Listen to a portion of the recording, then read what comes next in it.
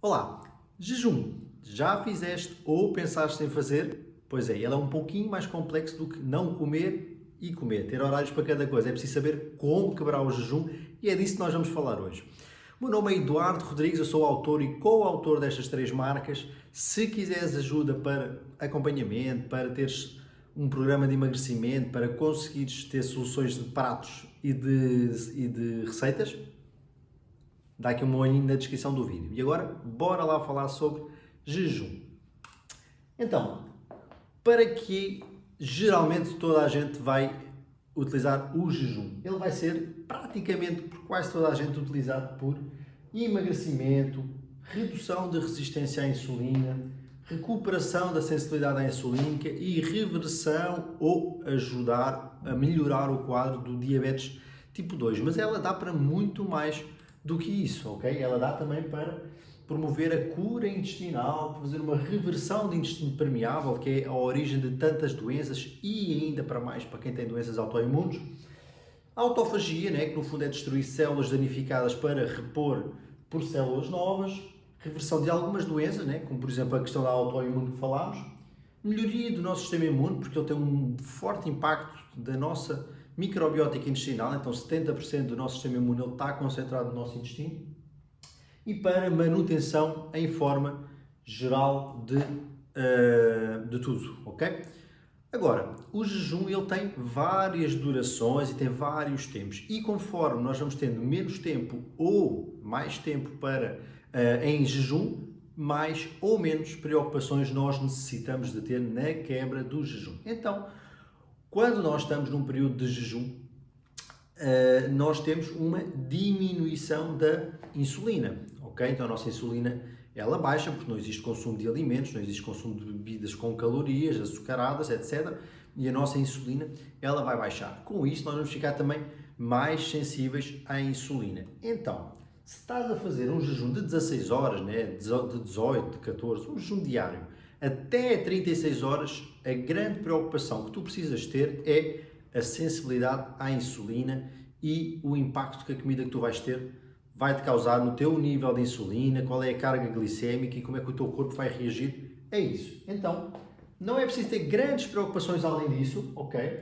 Precisas sim sempre comer comida de verdade, não vais quebrar um jejum com o objetivo de te fazer saudável, de te fazer bem, com batatas fritas e com uma garrafa de vinho e com um hambúrguer, sabe-se lá com o que é que lá tem dentro, certo? Isso não é uma solução válida, então foca sempre em comida de verdade, moderar o carboidrato e o açúcar. Lógico que eu pessoalmente sigo uma estratégia mais de low carb, de cetogénica, então eu já tenho uma alimentação mais baixa em carboidrato e açúcar, mas se tu que estás aqui a assistir o vídeo não tens esse tipo de alimentação, eu deixo essa sugestão pelo menos na refeição da quebra do jejum, na primeira do dia.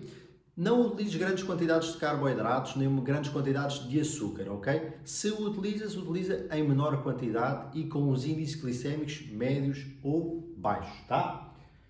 Maior preocupação na refeição primeira e nas outras pode ser mais flexível. Então, lembrando aquilo que falámos, menor duração do tempo de jejum, menor a preocupação. Maior a duração, maior a preocupação, por uma questão de fatores que nós já vamos conversar. Ok? Então, a seguir vamos passar para o jejum de 2 a 5 dias. Ele que geralmente não é já mais focado na parte do emagrecimento, há quem faça por emagrecimento. Na minha ótica, ela deve ser mais utilizada para questões de doença, para questões de regeneração e de melhoria do sistema imune, por questões de religiosas também é super válido, ok? E aí precisamos de mais duração, mais preocupação. Então aí já não estamos só preocupados com a insulina e com o impacto que vai ter na nossa insulina e na nossa carga glicémica, estamos também preocupados com outras questões que vamos falar aqui. Então, ao final de 2 a 5 dias, vai haver uma questão que é o nosso corpo não está a receber alimentos, a nossa flora intestinal, a nossa microbiótica intestinal, ela está-se a regenerar, mas ela também se regenera e também se repara com a sinalização de alimentos. Como não está a haver, não é que seja mau, tá? Não tenham medo, mas é um facto que nós vamos diminuir as nossas enzimas digestivas. Porquê? Porque não está a haver digestão. Então, se não está a haver digestão, o nosso corpo foca menos na digestão e foca mais noutros processos. Daí também o benefício do jejum. Precisamos de dosear a quantidade de alimentos, não é, vou quebrar um jejum de 5 dias e manda vir 3 kg de picanha que a gente come e está tudo bem. Está bem? Até dá para fazer. Mas respeito aos passos que eu te vou ensinar aqui. Preparar o corpo à digestão, então sinalizar que vai voltar a haver comida é muito importante. Evitar alimentos mais difíceis de digerir, então vamos querer uma digestão fácil e já vos vou dizer quais são. Vamos estar extremamente sensíveis à insulina, então se um jejum de 16 a 36 horas já estávamos sensíveis, um de 2 a 5 dias estamos mesmo, qualquer impacto já vai mexer na nossa insulina. E está tudo bem, está a insulina, não tenham medo, ela faz parte, desde que tenham em valores saudáveis e que nós sejamos sensíveis a ela, ok? Focar em alimentos densos nutricionalmente, então comida de verdade sempre, e quanto mais nutritivos aqueles alimentos forem, porque nós precisamos de nos reabastecer, melhor será a sua escolha. Então, nós vamos dividir a quebra de um jejum deste tipo em 2 passos. O passo número 1 vai ser acordar o nosso sistema, então sinalizar ao nosso corpo que vai haver um alimento, que vai haver uma digestão e focar também em alimentar a nossa microbiótica intestinal. Passo número 2. Nutrir e reconstruir. Então, nós já fizemos no passo número 2, nós já vimos do 1, já acordámos, já demos ferramentas para a microbiótica intestinal. Chegamos ao passo 2, está na hora de nutrir, alimentos densos nutricionalmente, reconstrução e por aí vai, ok? Passo número 1, o que é que nós queremos ingerir? Qual é o tipo de alimento que menos tem impacto na nossa insulina?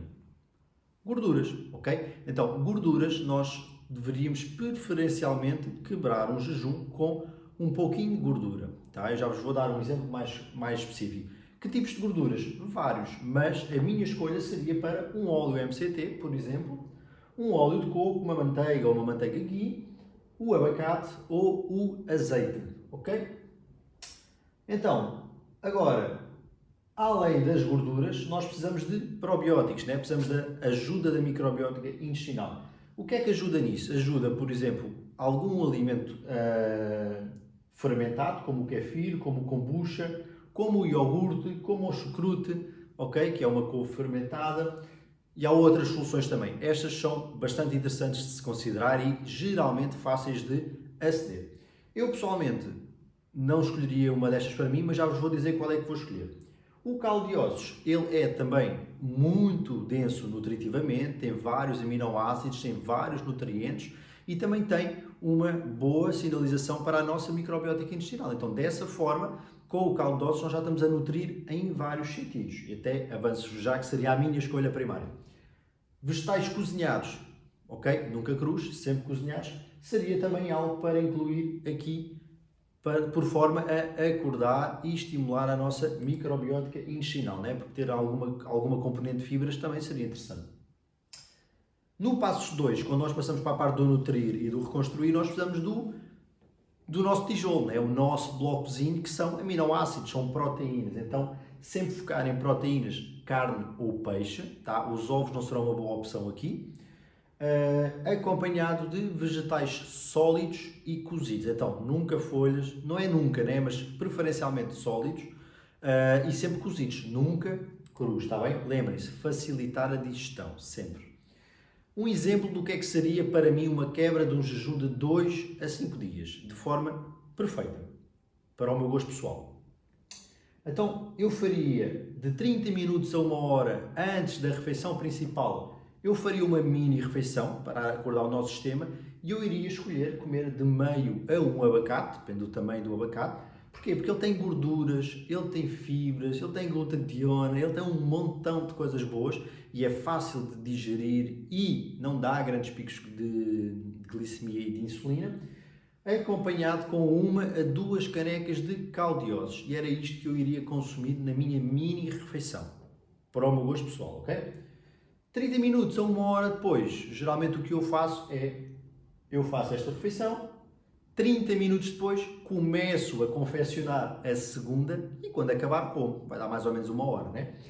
Na refeição principal eu iria consumir mais carne mais peixe, eu combinaria sempre os dois e iria comer, por exemplo, vaca mais camarão, para ter mar e terra. E aí tinha uma panóplia, né? Tinha mais opções de nutrientes. e acabava a ser muito mais nutritivo. Porque lembrem-se, a gente come para nos nutrirmos, não comemos por comer. Tem um objetivo específico, ok? E cada alimento tem a sua riqueza de nutrientes. Por isso é que é bom variar e não comer sempre a mesma coisa. Brócolos, opcional e moderado. Eu pessoalmente não iria comer aqui os brócolos, mas para quem gosta de ter o acompanhamento vegetal, um brócolo cozido ficaria ali uma excelente opção, está bem? O que nunca utilizar na quebra de um jejum. Bebidas alcoólicas, laticínios, ovos, sementes, oleaginosas ou frutos secos, por uma questão de dificuldade de digestão e de haver uma componente alergénica, então nunca faria uma escolha destas. As frutas são discutíveis porque existem linhas de pensamento, existem linhas religiosas que utilizam a fruta para a quebra. Na minha concepção, por uma questão de índice glicémico e de índice insulínico, eu não iria utilizar a fruta na quebra, poderia utilizar nas refeições seguintes, mas não na da quebra. Nunca processados e industrializados, porque o nosso corpo vai estar a sugar tudo o que nós consumimos. Porquê? Porque ele está há muitas horas privados de alimento e tudo o que nós demos, ele vai sugar. Então, nunca vamos dar coisas más para o nosso corpo sugar. Eu também não iria usar a batata, o arroz e a massa pela questão do pico insulínico que daria, mas depois poderia, para quem não faz low carb nem cetogénica ou carnívora, poderia utilizar depois a batata doce, por exemplo, noutra refeição do dia ou no dia seguinte, ok? E também não iria utilizar vegetais crus, ok?